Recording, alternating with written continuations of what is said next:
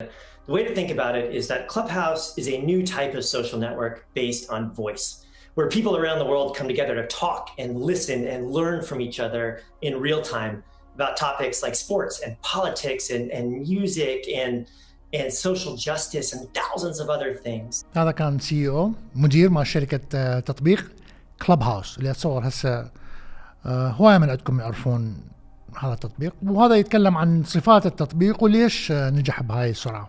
قبل أيام شركة كلب هاوس ميديا جروب صعدت أسهمها 150%.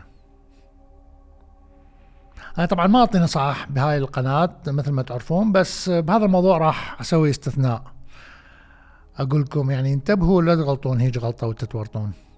لهذا السبب دائما أقول سووا أبحاثكم قبل ما تستثمرون، وبالنهاية يعني ما أريد أحد يفهم كلامي غلط، لذلك أقول هذا الكلام ويتصور أنه شخص واحد مثلا عنده الأجوبة، وطبعا أريد مصلحتكم وأحس هي مسؤولية. بس خلي هسه نعرف شنو هو كلب هاوس.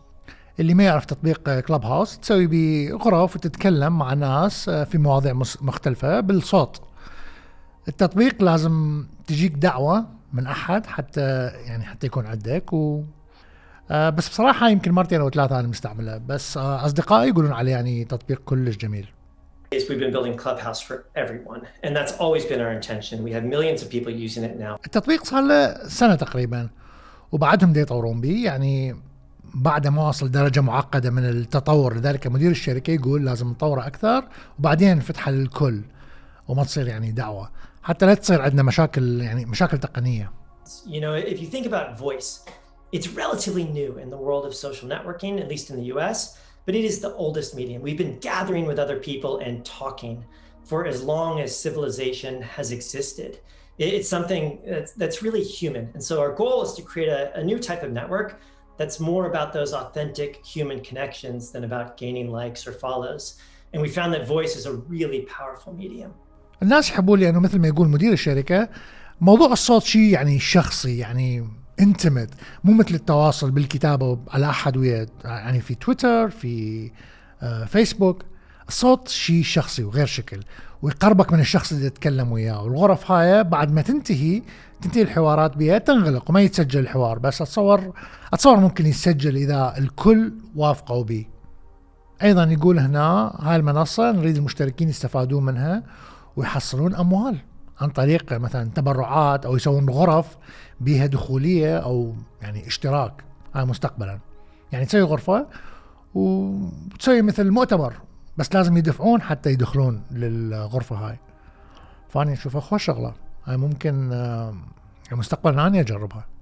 المهم التطبيق ملايين دا يشتركون به، وقسم يقولون قيمته ممكن حاليا تكون بين 100 مليون دولار، قسم يقولون لا يمكن مليار أو أكثر من مليار دولار قيمة الشركة العامة. أيضا الموضوع يعتمد على هواي أشياء، بالإضافة لنجاح التطبيق نفسه الدعاية مهمة حتى يعني ينعرف التطبيق، لأنه جديد صار له سنة.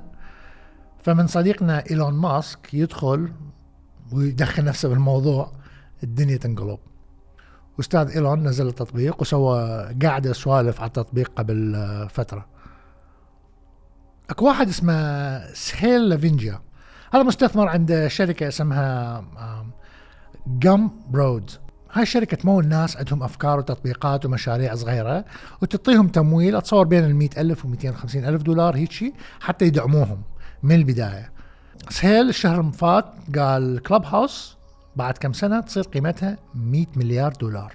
فمن مستثمر مثل هذا يقول هذا الكلام، وواحد مثل إيلون ماسك يدخل بالكلب هاوس، وناس مغني مثل دريك وأوبرا وينفري يشتركون به، الناس تقوم تنتبه.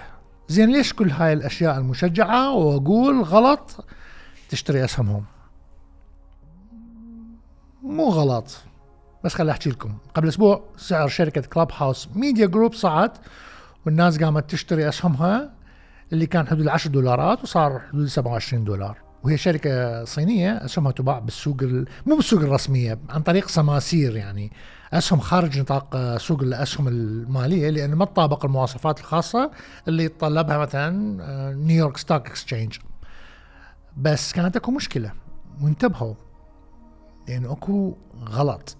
خطأ هو انه تطبيق كلوب هاوس ما له علاقة بشركة كلوب هاوس ميديا جروب، بس تشابه بالاسماء.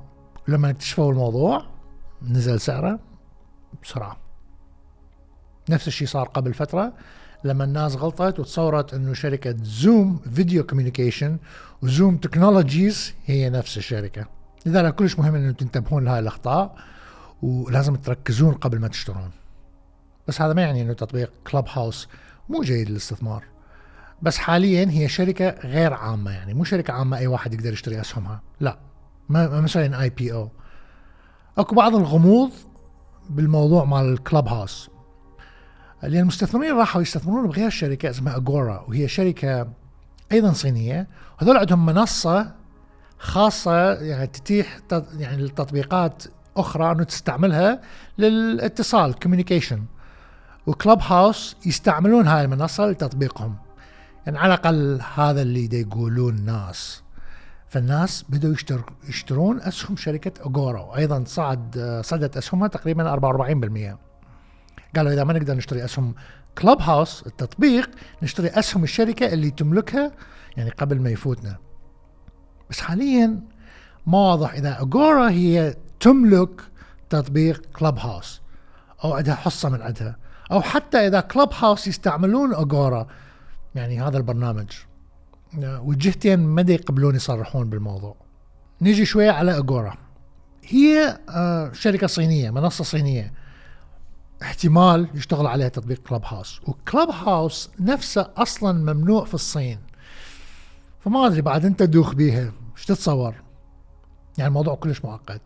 وإذا تريد نصيحتي أنا ممكن أقول لك بسهولة إذا يصعد أو يفشل خلال 5 سنين الجاية، ويمكن أكون صحيح 100%، بس لازم تنتظروني 5 سنين حتى أقولكم.